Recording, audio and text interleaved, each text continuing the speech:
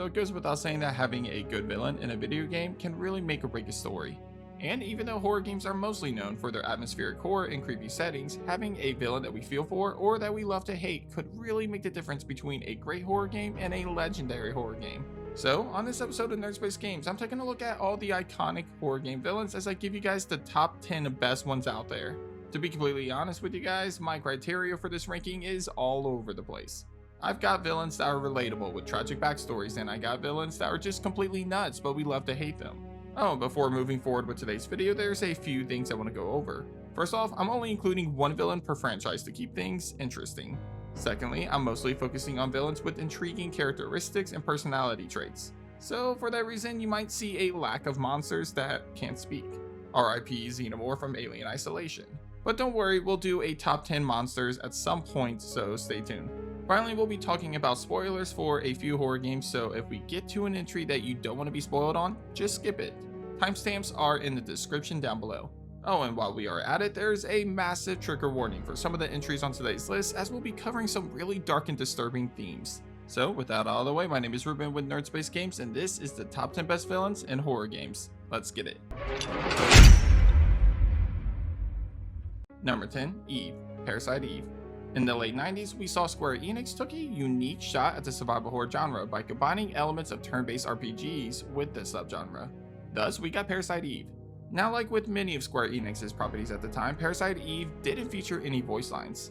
Despite that though, Parasite Eve still features some really great character development for two specific characters of the game, the protagonist, Brea, and the villain of the game, Eve. Eve is a superpowered individual that looks to take the next step in evolution by giving birth to the perfect life form. To do this, we see Eve committing mass genocide in the most horrifying ways. I mean, in the opening cutscene of the game alone, Eve literally lights an entire theater full of innocent people on fire. Then later in the game, she kills another large group of people at a concert in Central Park by melting them from the inside out and turning them into a massive pile of brownish goo.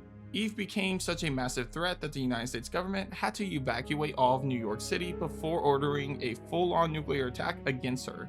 And even this attack fails to completely kill her, and Brea is forced to confront her head-on to stop her once and for all. There's not many villains in horror games that can say they survived a nuclear attack, committed genocide twice, and completed the mission they set out to do. Yet, Eve can claim that she did all of these things, and for that reason, she's one of the more menacing and terrifying villains in a horror game. Number 9, Leland Vanhorn, Condemned Criminal Origins. Minor spoilers for Condemned Criminal Origins, but Leland is actually the main antagonist of the game. However, throughout most of the story, we only know him as Serial Killer X. We follow Ethan Thomas, an FBI agent who is tracking a dangerous criminal in Metro City. Basically hell on earth, as it's a city that's overrun with psychos, murderers, and criminals around every corner. As Ethan continues to track this new killer, it's revealed that he's actually hunting down killers and killing them in the same way they killed their victims. So essentially, this new killer is more of a vigilante. On paper, the guy might not seem so bad, considering the fact that he's killing other killers that avoided arrest for all of these years. However, Leland doesn't only murder killers. He's also killed his fair share of innocent people as well. Plus, in order to recreate certain scenes with his victims, he needs to kill innocent people in some circumstances. Finally, he attempts to pin everything on Ethan. So make no mistake, this guy is clearly evil, and that's clear as day when we see how much he enjoys killing and torturing his victims. Overall, Leland is one of the more brutal, strategic, and dangerous villains seen in a horror game, hence why he earns himself a spot on today's list. Number 8, Alexander of Brennenburg, Amnesia: The Dark Descent. So when it comes to the story, the main character and the villain of The Dark Descent, a lot of these details are usually hidden in files scattered throughout the game. So initially, you might be surprised to see Alexander on this list, but hear me out. Alexander appears to be an immortal-like being from an alternate reality, and his whole motivation is doing whatever it takes to get back to his home. You know, the same place that he was banished from. To do this, Alexander does some truly horrifying things. First off, Alexander tortures countless people in order to collect a precious material known as vitae. Vitae was essentially the essence collected from human beings after they were tortured until they reached their breaking points. And after seeing some of the torture devices that Alexander would use to collect vitae from his victims, man, this guy was a monster. Which, by the way, Alexander would get away with torturing people for at least 3 centuries. I don't even want to think about how many people he tortured and killed in that amount of time. However, he didn't do this alone. Enter Daniel, the game's main protagonist. Alexander saw an opportunity to take advantage of Daniel by manipulating him and telling him that he needed to collect Vitae in order to stop the entity known as the Shadow from killing him. Alexander also told Daniel that he was to act as a prison warden of Brennenburg Castle, as all of the victims brought here were criminals that committed horrible crimes. This, of course, was a lie in order to manipulate Daniel into torturing people to extract Vitae. After killing a mother and her daughter, Daniel finally broke and realized that he had become a monster under Alexander's manipulation. Thus began the events of the game itself, in which Alexander would attempt to perform his ritual before Daniel could reach him and finish him off for good. A man like Alexander, who managed to torture people for 300 years and then manipulates an innocent man like Daniel to do the same thing, definitely deserves a spot on today's list.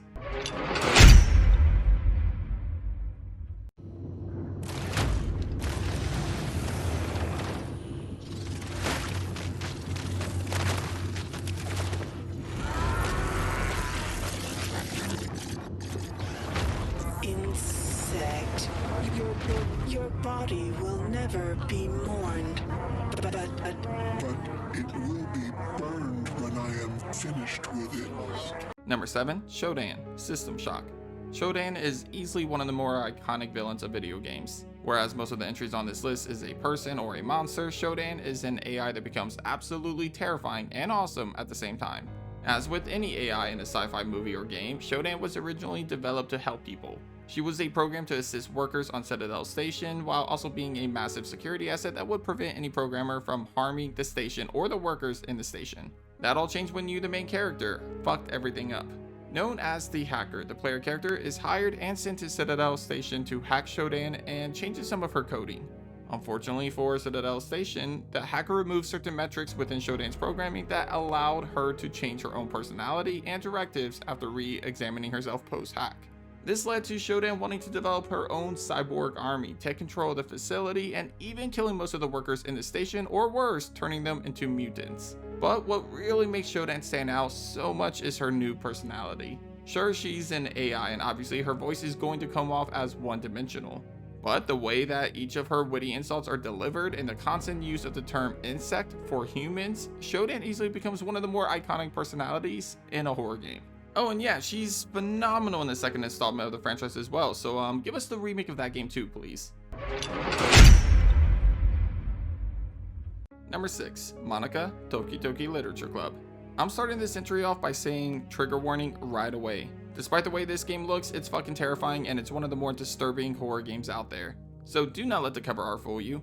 Trust me. Anyways, let's do this. At first glance, Monika is the president of the literature club, as she appears to be a normal anime-style high school girl. That is until she starts breaking the fourth wall and proves that she's aware that she's inside of a video game.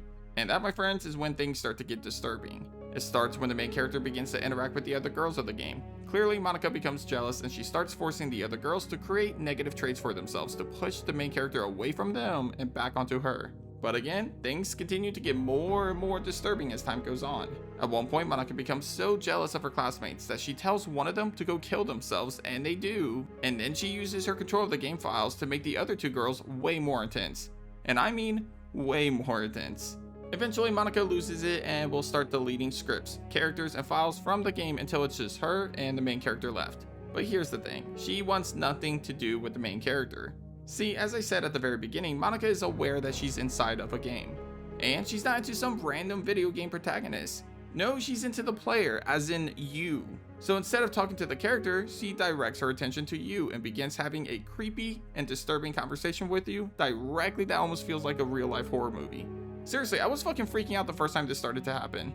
Monika's awareness of the fact that she's inside of a game, her willingness to do anything and everything to the other girls in order to get your attention, her power over the game itself to the point where she can cause glitches and delete files, and the fact that she acts as the main antagonist to the player, as in you, not the character that you're controlling, are all the reasons why Monika is without a doubt one of the most terrifying villains in a horror game. And again, looks can be deceiving, that's for sure. Number 5, Walter Sullivan, Silent Hill 4: The Room. The Silent Hill franchise has its share of iconic villains. Actually, I have a whole other video dedicated to that exact topic, so be sure to check that video out after watching this one. It'll be at the end of this video as one of the 2 recommended videos for you. Anyway, after thinking hard about the entire franchise, there's one villain that stands out more than any other. That, of course, is Walter Sullivan. Now listen, he may not be as iconic as Pyramid Head, or as flashy as villains like Dahlia Gillespie and Claudia Wolf, but what Walter Sullivan has is the full package.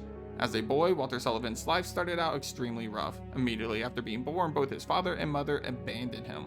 From here, he was brought to Wish House, an orphanage just outside of the infamous town of Silent Hill. In fact, this orphanage was used by the dangerous cult seen throughout the franchise, the Order, to teach the youth of their ways. This led to Walter meeting Dahlia, in which she convinced him to carry out the 21 sacraments. These sacraments were a string of sacrifices that Walter would make in the belief that it would reunite him with his mother. This began a long string of murders until his suicide. But even after his death, Walter Sullivan continued his murders by killing his victims in the other worlds. At some point in Silent Hill 4, Walter will start to chase after Henry, the main protagonist of the game. In fact, I would argue that Walter is the best stalker enemy of the franchise, even better than Pyramid Head in my opinion. Eventually, Walter will come close to completing his goal, with his two final targets being the main character Henry and his neighbor Eileen. What happens to Walter though is based on the decisions made by the player. Either Walter succeeds and he lives within the apartment that he believes is the reincarnation of his mother, or he dies at the hands of Henry. But I gotta say, even though the guy is a killer, you can't help but feel a little bit for his younger version, who was a boy that was abandoned by his parents and then manipulated by a cult organization. Number 4, Alma Wade, F.E.A.R. Alma Wade is the main antagonist of not only F.E.A.R, but the sequel as well, F.E.A.R 2. Now personally, I find Alma in the second game to be much more intriguing and disturbing, but regardless of your preference, Alma is just an all-around awesome villain in a horror game. Now, a recurring theme on today's episode is that I tend to gravitate to villains with intriguing yet tragic backstories, and Alma is no different in that way. Alma was born with psychic abilities, and when she was 3 years old, her father brought her to Armacham, a company that would perform multiple experiments on Alma in an effort to understand all of her abilities. These experiments would ultimately frustrate Alma at a young age, and when she started to attack the scientists testing on her, Alma was put into a coma at the age of 8 years old. From here, scientists began formulating plans to create superhuman soldiers with psychic abilities using Alma's DNA. To do this, poor Alma was impregnated with some of the researchers' DNA, in which she gave birth to her first son when she was 15 years old and then another son when she was 16. After a psychic attack on the facility when she was 26, the researchers agreed to end it before she became too dangerous and pulled the plug, killing her. Unfortunately for them, Alma's body may have died, but her vengeful spirit lived on, and this set the stage for the first 2 games of the series. In the first game, Alma mostly appears as a young girl, which in a way is more terrifying than her older self that we come across later in this game and throughout the entire second game. As a spirit, she's only able to create jump scares and create tense moments throughout the game as we get closer to her body. Once her father opens the device containing her body though, Alma's spirit resurrects in her body. From this point on, we get a slanky and older Alma that looks like one of the people possessed in the Evil Dead movies. Despite being an adult now, Alma has the mind of a kid due to how she grew up, and we see more of that demonstrated in the second game. Alma creates tense moments, kills multiple people in some of the most gruesome ways, and terrifies the living hell out of all of us, regardless of which version we run into in both games. But she also has a tragic backstory of a young girl who was betrayed by her own father and experimented on for her entire life. For that reason, you can't really blame her for being a little pissed off and for wanting revenge against the people responsible. Number 3, Ruvik, the Evil Within. Before we get started, no, I'm not being biased here about the fact that we both share the same first name. But I gotta admit, I love the name, dude. Anyway, Ruvik is the main antagonist of the first Evil Within game. Even before Ruben became Ruvik, he was always a brilliant yet troubled man. His intelligence, however, is what led Ruben towards a dark path as he began performing awful experiments on his test subjects. Then, after a fire caused by his father's enemies, Ruben became disfigured and his sister was killed in the fire. Ruben's father became ashamed of what Ruben looked like and hid him in the basement of his mansion while also telling his wife that Ruben died alongside Laura, his sister. Took over his family's mansion, changed his name to Ruvik, and continued to perform terrifying experiments on test subjects given to him by Beacon Mental Hospital. After developing STEM, a world created from the mind that connects other minds together in a single reality, Ruvik's partner betrays him and uses him as a test subject for the very same device that he helped create. This ultimately caused Ruvik's entire body, except for his brain, to be destroyed and his consciousness to be trapped within STEM. Here, Ruvik would search for a way out until he learns about Leslie, a patient of Beacon Mental Hospital that could be the key to his escape. After realizing this, Ruvik somehow briefly enters the real world to kill anybody that gets in his way and reaching Leslie. Here, the main character Sebastian enters the hospital in which Ruvik brings him and his partners into STEM. From this point on, things get absolutely crazy. In this reality, Ruvik has control and he's able to manifest Sebastian's worst nightmares and use them against him. which he clearly states that he wants to make Sebastian suffer, and man, does he succeed in doing that on multiple occasions. Overall, Ruvik may not be the most exciting villain on this list, and he's clearly not a villain that you feel for thanks to him always being a bad person, but he's someone that makes for a very intimidating villain that makes you excited to fight against him once and for all at the end of the game. Number 2, Albert Wesker, Resident Evil. Honestly, there may be a bit bias here with this pick because of my love for the Resident Evil franchise, but you can't deny the fact that Wesker is probably the most iconic name on today's list. Sure, he might be your typical movie bad guy, but his constant presence in the Resident Evil franchise has left fans begging for more of him, even after his death 15 years ago in Resident Evil 5. In fact, fans have created some insane theories about how the man could have survived 2 shots from 2 rocket launchers inside of an active volcano. That's pretty wild, but honestly, some of the theories do make sense. From the beginning, Wesker's calm yet cold personality has won fans over. During the events of the first game, Wesker admittedly betrays his precious stars and sacrifices them all in pursuit of collecting combat data on Umbrella's BOWs. Yet, Wesker is also a very ambitious villain who is willing to betray the company that basically made him who he was. Not only did Wesker betray Umbrella and steal resources from them for a rival company, but he also played a major part in helping bring them down once and for all. With this in mind, one thing was made clear by Wesker's actions. He works with no one, for no one, and helps no one unless it benefits him in some way. This is proven again and again throughout the series. For example, in Resident Evil 5, Wesker manipulated Excella, head of the African division of Tricell, into assisting him with his research only to then betray her when he no longer needed her help. He's also collected samples from the bodies of multiple main characters of the franchise, which included the likes of Steve Burnside and Jack Krauser, with the latter being an ally of his. He even taunts the heroes of the franchise in some truly malicious ways, like when he told Claire that he had Steve's body at the end of Code Veronica. Overall, Albert Wesker is the ultimate badass, and he's one of the most iconic characters in video games.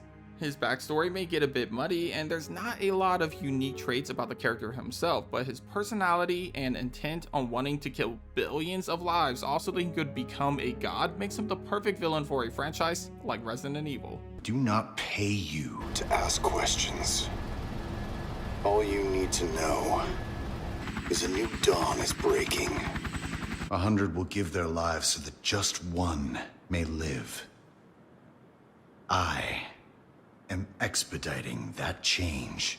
Before we get to the number 1 entry though, if you haven't already, consider hitting that subscribe button. You won't believe this, but literally only 90% of my viewers are subscribed to the channel. This is extremely shocking, so if you can, hit that subscribe button, and if you're not sure about it, then maybe tell me in the comments about ways I can earn your sub going forward. It doesn't cost you anything to be a subscriber, and it really helps a small business owner like myself who is doing this full time. My goal is to get to 50%, so let's make it happen, nerds. Anyway, back to the list. Number 1, Kyrie Himuro, Fatal Frame. Kyrie basically checks all the boxes that you could possibly want from a villain in a horror game. She's terrifying, check. She has a really interesting backstory, check. And she's a tragic villain that you actually feel bad for despite her costing the lives of a lot of people, massive check. Throughout most of the game, Kyrie appears as a ghost associated with ropes and strangulation. However, to really understand how interesting of a villain she is, we really need to dive deep into her backstory and the lore of Fatal Frame. With that being said, I want to give a quick trigger warning before moving on, as we'll be touching on some really dark topics when looking at Kyrie's backstory. Anyway, Himuro Mansion is the main setting of Fatal Frame, and it's the place where Kyrie was born. This mansion hid a dark secret from the world though. Beneath the mansion was Hell's Gate. This gate was the entrance to the land of the dead, and in order to keep it sealed, multiple rituals would need to take place. The first part of the ritual was the demon tag ritual, in which all of the girls that were 7 years old would participate in a game of tag essentially. The blind maiden, a woman who was chosen to have her eyes pierced by a blinding mask, would be it. The blind maiden would need to find all of the girls gathered in the room with her and tag them all before the game can end. The first one captured would become the new blind maiden 10 years from now, while the last girl caught would be the rope shrine maiden. As I'm sure you would have guessed by now, Kyrie would be chosen as the next rope shrine maiden when she was 7 years old. As the new shrine maiden, Kyrie will need to be locked away from the world in order to avoid any earthly attachments that would hinder her resolve of carrying out the next phase of the ritual, the strangling ritual. Unfortunately for Kyrie, this would be a death sentence for her, as 10 years later, as the rope shrine maiden, Kyrie would need to be sacrificed by way of strangulation and all of her limbs being torn apart by ropes. Hence, the rope shrine maiden. Her blood would then need to be poured on the ropes that killed her, giving the ropes enough power to hold Hell's Gate closed for another 10 years. Then, rinse and repeat. Fast forward almost 10 years later, Kyrie would meet and fall in love with a man that would visit the mansion every so often despite her being locked away from the public. Eventually, the elders would notice how close he was getting to Kyrie, and because they feared what this would do in terms of the ritual, the elders had the man killed. Kyrie learned of her lover's death and ultimately went into the ritual filled with grief and guilt, which was extremely bad. Anyway, she was sacrificed as planned and the ropes were doused with her blood.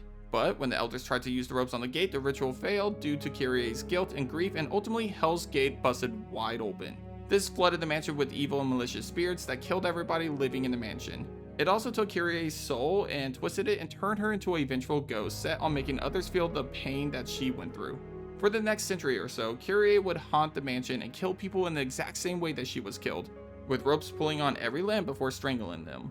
So next time you freak out when you see the ghost of the rope shrine maiden, just remember, it's not her fault. She was just born at the wrong time in the wrong place and was destined to be sacrificed in the most brutal way possible at a very young age. And the only thing she did wrong was fall in love. That, my friend, is a very well written villain and definitely deserves the #1 spot.